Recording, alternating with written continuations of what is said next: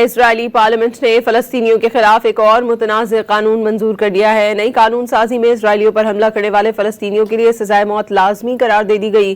بل کے تحت سزا سنائے جانے کے 90 روز کے اندر پھانسی دینا لازمی ہوگا۔ نئی قانون سازی کے تحت رحم کی اپیل کا کوئی حق نہیں دیا گیا۔ فلسطینی اتھارٹی نے فلسطین کے خلاف قانون سازی اکثر مسترد کر دی۔ فلسطینی اتھارٹی نے فیصلے پر شدید تنقید کرتے ہوئے کہا کہ اس سے کشیدگی میں مزید اضافہ ہوگا۔ اقوام متحدہ نے اسرائیل سے امتیازی قانون فوری منسوخ کرنے کا مطالبہ کر دیا۔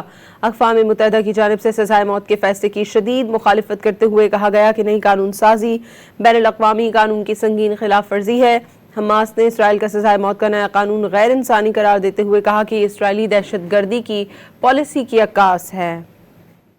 اسرائیلی پارلیمنٹ نے فلسطینیوں کے خلاف ایک اور متنازع قانون منظور کر دیا ہے۔ نئی قانون سازی میں اسرائیلیوں پر حملہ کرنے والے فلسطینیوں کے لیے سزائے موت لازمی قرار دے دی گئی۔